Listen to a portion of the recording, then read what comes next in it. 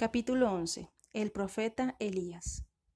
Acab, rey de Israel, reinó 22 años en Samaria, y sobrepasó a los anteriores reyes con su extraordinaria maldad e iniquidad. Adoró los becerros que Jeroboam había hecho, así como a los dioses nativos de su mujer Jezabel, hija del rey de Tiro. Esta osada mujer edificó un gran templo a Baal, el dios de Tiro, y designó sacerdotes y falsos profetas de esta deidad. Había un profeta de Dios de Tisbe, Elías, que vino a Acab y le dijo que Dios no enviaría más lluvia ni rocío sobre la tierra hasta que él volviera. Con esto se fue y vivió junto a un arroyo, donde los cuervos le traían alimento cada día. Pero cuando el arroyo se secó, fue a la ciudad de Sarepta, entre Sidón y Tiro. Dios le había dicho que allí encontraría a una viuda que le proveería el alimento.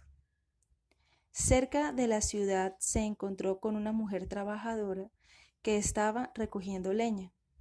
Dios la identificó como la viuda y Elías la saludó y le pidió un poco de agua para beber. Cuando ella iba a buscarla, la llamó otra vez y le pidió que le trajera también una hogaza de pan. Pero la mujer le dijo que solo tenía un puñado de harina y un poco de aceite. Estaba ahora recogiendo algo de leña para hacer un fuego y cocer pan para ella y para su hijo, después de lo cual se morirían de hambre. Elías contestó: «Anímate y cobra esperanzas, pero prepárame primero algo de comida, porque te prometo que tu cuenco nunca se vaciará de harina, ni tu jarra de aceite, hasta que Dios mande lluvia». La mujer hizo según le había ordenado, y ni ella, ni su hijo, ni el profeta carecieron de comer hasta que cesó la sequía. Este árido periodo es citado por Menandro en su obra sobre el rey de Tiro. Un día el hijo de la viuda enfermó y murió. Llorando y golpeándose el pecho, acusó a Elías de haber venido para castigarla por sus pecados, causando la muerte de su hijo. Pero él llevó el cuerpo a su propia estancia, lo puso sobre la cama y clamó a Dios, pidiéndole que le restaurara la vida. Dios se compadeció de la madre y, más allá de toda esperanza, devolvió la vida al muchacho. La madre le dio las gracias al profeta, diciéndole que ahora estaba segura de que la deidad hablaba con él. La prueba en el Monte Carmelo. Ahora el hambre se volvió tan severa que no solo los hombres, sino también los caballos y otros animales encontraban poca cosa que comer. El rey Acab le ordenó a su mayordomo Abdías que fuera a los manantiales y y arroyos, y que cortara cualesquiera hierbas que crecieran en sus márgenes y las trajera para alimentar a sus bestias. También le dijo a Abdías que se uniera a él en la búsqueda de Elías. Abdías tomó un camino y el rey otro. Cuando Abdías estuvo solo, Elías se encontró con él y le dijo que fuera a donde estaba el rey y le informara que él venía. Pero Abdías le dijo: «¿Qué te he hecho yo a ti, que ahora quieres mi muerte? ¿No sabes que Acab ha buscado por todas partes tratando de matarte?». Siguió diciendo lo que había hecho por los colegas de Elías cuando Jezabel había ordenado la muerte de todos los profetas. Él había salvado a 100 de ellos ocultándolos en cuevas, donde los había alimentado con pan y agua. Elías le dijo que fuera al rey sin temer. Abdías lo hizo, y cuando Acab se encontró con Elías le preguntó: «¿Eres tú el hombre que ha traído hambre y angustia a los hebreos?». «No», le contestó Elías, «sino que sois tú y tu familia, por haber introducido dioses ajenos, abandonando al verdadero». Le dijo a Acab que reuniera a todo el pueblo en el monte Carmelo y que trajera a los profetas de Baal, que eran 400. Cuando los tuvo a todos reunidos, Elías le preguntó: «¿Hasta cuándo vacilaréis entre dos opiniones? Si el Señor es el único Dios, seguidle. Pero si queréis servir a los dioses ajenos, entonces seguidlos a ellos. Como el pueblo dio la callada por respuesta, Elías propuso que se hiciera una prueba entre los dioses ajenos y el suyo. Él, el único profeta de Dios, tomaría un buey y lo mataría como sacrificio. Lo pondría sobre leños, sin encender fuego alguno, y los 400 profetas de los dioses ajenos harían lo mismo. Él oraría a Dios y ellos a sus dioses para que encendieran la leña. Entonces verían quién era el verdadero Dios. Habiéndose aceptado su propuesta, Elías hizo que los profetas seleccionaran primero un buey y lo sacrificaran. Pero cuando no venía fuego en respuesta a sus oraciones, Elías se burló de ellos.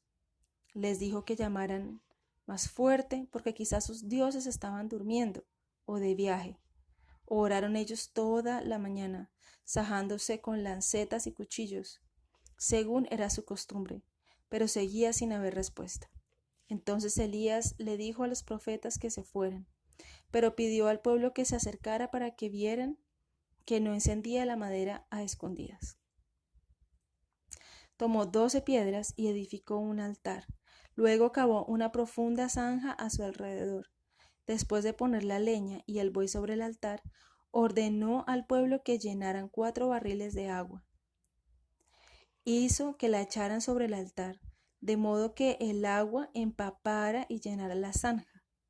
Entonces Elías oró a Dios, pidiéndole que mostrara su poder a un pueblo que había permanecido en error durante tanto tiempo. De repente descendió fuego del cielo y consumió el altar. Incluso el agua se evaporó y el lugar quedó totalmente seco. Cuando los israelitas vieron esto, se postraron y adoraron al Dios único, reconociéndole como al único verdadero Dios, mientras que los otros eran meramente nombres inventados. Entonces, por orden de Elías, tomaron a sus profetas y los mataron.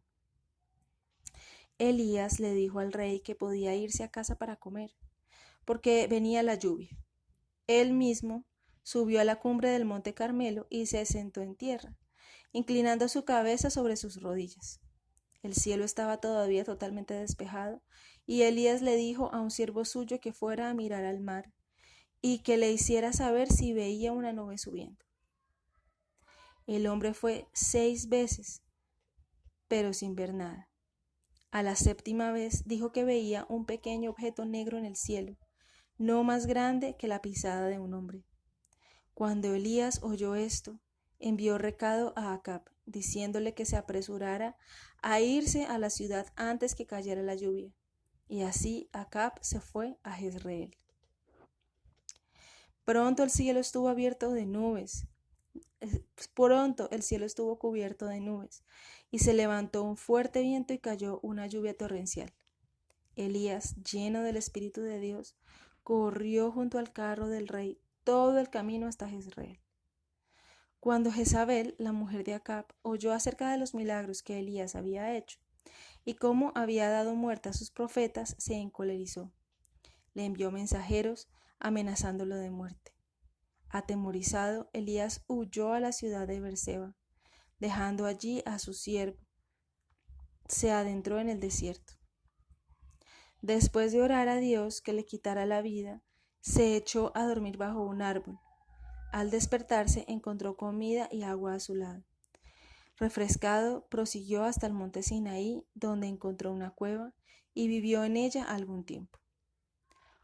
Un día, una voz le preguntó: ¿Por qué has dejado la ciudad y venido aquí? La mujer del rey quiere castigarme, respondió Elías, porque di la muerte a los profetas de los falsos dioses y persuadí al pueblo de que aquel a quienes ellos habían adorado desde el principio era el único Dios verdadero.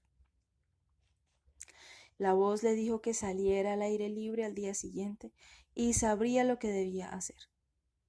Cuando Elías salió, vio una luz resplandeciente y oyó retemblar la tierra.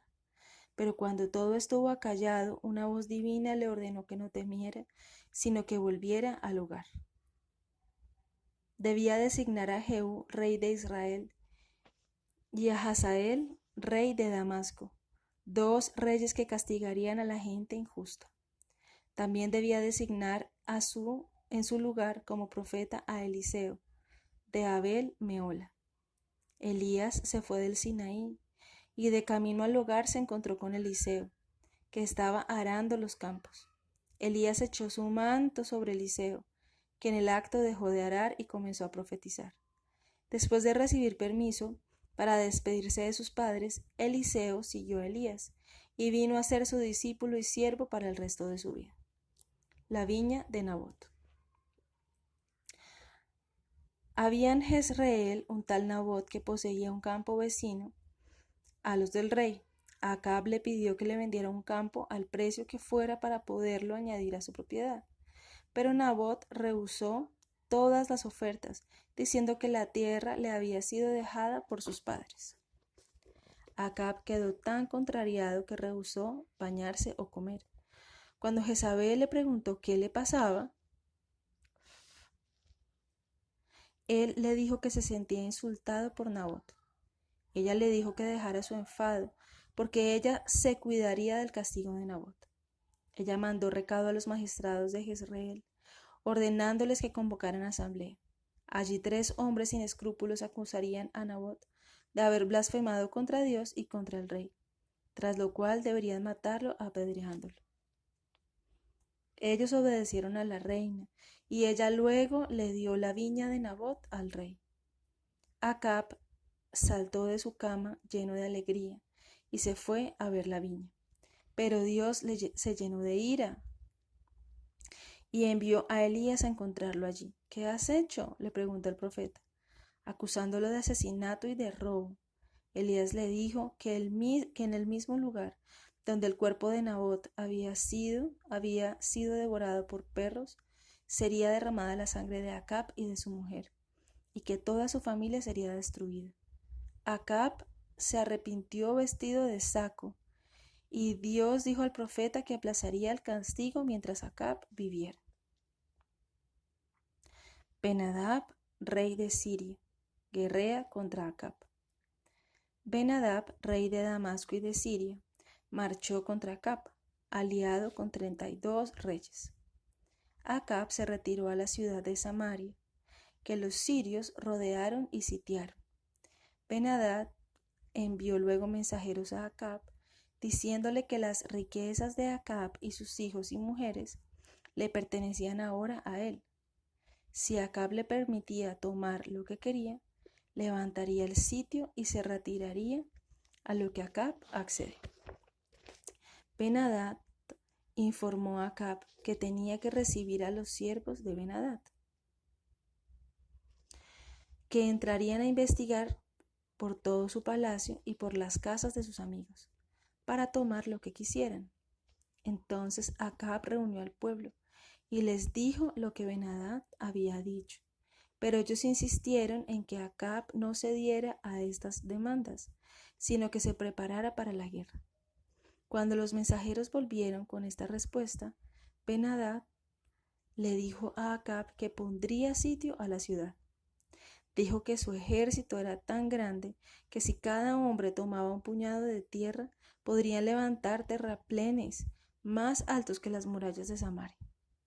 Acab le contestó que no se jactara hasta que hubiera ganado la victoria. Ben-Hadad estaba celebrando banquete con los 32 reyes cuando le llegó esta respuesta, e inmediatamente ordenó que sus hombres levantaran terraplenes alrededor de la ciudad. Ante esto, Acab se aterrorizó, pero un cierto profeta le dijo al rey que no temiera porque sería victorioso. Mientras Ben-Hadad y sus hombres se estaban emborrachando en sus tiendas, Acab y los israelitas los atacaron victoriosos y los pusieron en fuga. El mismo Ben-Hadad escapó apresuradamente a uña de caballo. El profeta advirtió a Acab que Ben-Hadad volvería el año siguiente, por lo que se mantuvo alerta. Al llegar la primavera, los sirios de nuevo invadieron con un gran ejército, y aunque el de Acab era muy pequeño, Dios le dio otra vez la victoria. Más de 100,000 fueron muertos en esta batalla, y el resto del enemigo huyó a Afec. Pero al llegar a la ciudad sus murallas se derrumbaron encima de ellos, matando a 27,000 más. Ben-Hadad, con algunos de sus fieles siervos, se ocultó en una bodega. Ellos le aseguraron entonces que los reyes de Israel eran misericordiosos y que si le suplicaban a Acab, él les perdonaría la vida. Ben-Hadad aceptó su plan. Vestidos de saco y con sogas al cuello, la costumbre siria para los suplicantes, fueron bien recibidos por Acab, que les dijo que hicieran venir a Ben-Hadad. Cuando él se presentó, Acab lo tomó en su carro y lo abrazó. Después de hacer un trato de amistad, Acab lo envió de vuelta a su reino con dones, a cambio de la promesa de devolverle algunas ciudades israelitas. Pero un profeta llamado Micaías fue a uno de los israelitas y le dijo: «Hiéreme en la cabeza, porque esta es la voluntad de Dios». Cuando él rehusó, Micaías le dijo que, por haber desobedecido a Dios, se encontraría con un león que le daría muerte, y así sucedió. Entonces Micaías fue a otro israelita y repitió su orden, pero éste le golpeó y le quebró el cráneo. Micaías se vendó la cabeza y fue a ver a Acab. Le dijo que era un soldado al que le había escapado un prisionero, que debía custodiar y que tenía miedo que ahora su oficial lo matara. Cuando Acab le contestó que merecía la pena de muerte, Micaías se quitó el vendaje y Acab lo reconoció. Micaías le dijo entonces: «Y así Dios le castigará por haber dejado escapar a Ben-Hadad, y que ha blasfemado contra él. Tú morirás en sus manos, y tu pueblo a manos de su ejército». Enfurecido contra el profeta, Acab ordenó que lo encerraran y vigilaran. La muerte de Acab. Debido a que Ben-Hadad no había cedido Ramot de Galaad, una de las ciudades arrebatadas a los israelitas, Acab planteó atacarle. Josafat era entonces rey de Jerusalén, y su hijo se había casado con la hija de Acab. Mientras Josafat y su ejército estaban siendo suntuosamente agasajados en Samaria, con mucho grano, vino y comida, Acab lo invitó a que se uniera en una campaña contra los sirios.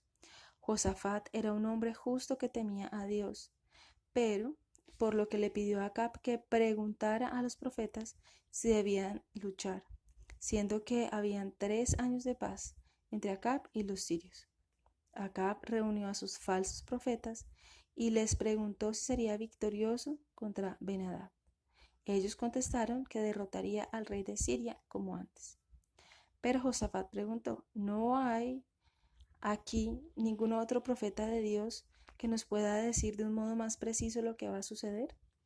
Acab admitió: «Hay uno llamado Micaías, pero le odio porque me profetizó que sería derrotado y muerto por el rey de Siria, y por ello lo eché en la cárcel». «Tráelo», le dijo Josafat. Cuando compareció y Acab le pidió que dijera la verdad, Micaías le contestó: «Dios me ha mostrado a los israelitas huyendo de los sirios, como un rebaño queda disperso sin pastor. Esto significa que los israelitas volverán a sus casas y que solo el rey caerá en la batalla». Pero Sedequías, uno de los falsos profetas, apremió a Acab a que no diera crédito a Micaías, porque Elías, dijo él, es mayor profeta que Micaías. Y Elías predijo que la sangre del rey sería lamida por los perros cerca de Jezreel, mientras que Micaías dice que serás muerto en Ramot. Y si quieres otra señal de que no es un verdadero profeta, le golpearé. Que entonces él seque mis manos, como lo hizo una vez el profeta Jadón con la de Jeroboam. Cuando Sedequías golpeó a Micaías sin recibir daño, Acab se sintió alentado. Condujo a su ejército contra los sirios. Junto con Josafat, el rey de Siria emprendió la marcha para resistirles y acampó cerca de Ramot. Para impedir que se cumpliera la profecía de Micaías, Acab se vistió como un soldado normal, dándole sus ropajes a Josafat para que el enemigo los confundiera. Antes de la batalla, Ben-Hadad había ordenado a sus tropas que mataran solo a Acab. por lo que cuando vieron a Josafat al frente de las tropas, todos se lanzaron contra él. Pero al acercarse a él y ver que no era Acab, se retiraron. Luego uno de los escuderos de Acab, lanzando flechas contra el enemigo, le dio a Acab en un pulmón, entrando la flecha por las junturas de la armadura. Acab ordenó al conductor de su carro que saliera del campo de la batalla, porque no quería que sus hombres lo vieran muriendo y perdieran con ello el valor. Aunque sufriera grandes dolores, se mantuvo erguido en su carro hasta ponerse el sol, cuando murió desangrado. Cuando un heraldo anunció la muerte de Acab, los israelitas volvieron a su país para sepultarlo en Samaria. Al detenerse su conductor en la fuente de Jezreel para lavar la sangre de su carro, los perros vinieron y lamieron la sangre de Acab, como Elías lo había profetizado, pero murió en Ramot, como lo había profetizado Micaías. Su hijo Ocosías lo sucedió. Josafat, rey de Judá. Cuando Josafat volvió de la batalla contra Ben-Hadad a Jerusalén, fue a encontrarse con él el profeta Jehú, que lo reprendió por haberse aliado con un rey tan impío como Acab. Jehú le dijo que Dios se había desagradado, pero que, sin embargo, lo libraría de sus enemigos a causa de su piedad. El rey dio gracias y sacrificó a Dios. Josafat viajó entonces por su reino para enseñar al pueblo las leyes de Dios transmitidas por medio de Moisés. También designó jueces en cada ciudad y les enseñó que temieran a Dios. Debían cuidarse de que se hiciera justicia en casos de apelación, especialmente en Jerusalén. Los moabitas y los amonitas marcharon contra Josafat, acampando en Engadi, en el lago Asfaltitis, el Mar Muerto. Josafat oró a Dios en el templo en Jerusalén, y toda la multitud se unió a él. Luego se levantó un profeta y le dijo que Dios había oído sus oraciones. El rey debía conducir su ejército contra el enemigo al día siguiente, aunque no para luchar contra ellos. Deberían quedarse quietos y ver cómo la deidad destruiría al enemigo. A la mañana siguiente todos fueron al desierto debajo de Tecoa, y Josafat puso trompeteros sacerdotales y cantores levitas al frente del ejército. Dios golpeó ahora al enemigo con tal terror y confusión que lucharon unos contra otros y no quedó nadie de aquel inmenso ejército. Cuando Josafat miró hacia el valle y lo vio lleno de cadáveres, dio gracias a Dios y dejó que su ejército despojara a los muertos. Después de esto, las naciones extranjeras temieron atacar a Josafat y vivió en paz y esplendor. Ocosías, hijo de Acab, fue tan malvado como su padre e hizo extraviar al pueblo. Un día, mientras descendía de su techo, cayó y quedó herido de gravedad. Envió mensajeros al dios de las mascotas de Ecrón, Baal-Zebú, para inquirir si se recuperaría. Pero Dios envió a Elías a interceptar a los mensajeros por el camino. Entonces les preguntó: ¿acaso no tiene el pueblo de Israel su propio Dios? ¿Por qué consulta a vuestro rey a dioses ajenos? Volved y decidle al rey que no se recuperará. El rey supo, por la descripción que le dieron los mensajeros, un hombre velludo y que llevaba un cinto de cuero, que era Elías, quien se había encontrado con ellos. Envió a un capitán con 50 soldados para que condujeran al profeta al palacio. El capitán encontró a Elías sentado sobre un monte. Le mandó que viniera con él por la fuerza si era necesario. Elías le dijo: para demostrar que soy un verdadero profeta, oraré que descienda fuego del cielo, para destruirte a ti y a tus hombres. Descendió un torbellino de fuego y los consumió a todos. Luego el rey envió otro capitán con 50 hombres, que le dio la misma orden al profeta. Recibió la misma respuesta y sufrió la misma suerte. Finalmente el rey envió a un tercer capitán con otros 50 hombres. Este capitán fue prudente y habló respetuosamente a Elías. Dijo que había sido enviado por el rey y no por su propia voluntad, y que por ello suplicaba su compasión. Elías se agradó de su cortesía, y bajó del monte y siguió al capitán. Cuando se presentó delante del rey le dijo: por haber escarnecido al verdadero Dios y consultado con el Dios de Ecrón, de cierto morirás. Ocosías murió poco después. Por cuanto no tenía hijos, le sucedió a su hermano Joram, que era también malvado. Fue durante el reinado de Joram que desapareció Elías de entre los hombres, y hasta el día de hoy nadie sabe qué es lo que le sucedió. Según el segundo libro de Reyes 2, Elías fue arrebatado al cielo. Le sucedió un discípulo llamado Eliseo, pero con referencia a Elías y Enoc, los libros sagrados afirman que se tornaron invisibles y nadie sabe cómo murieron.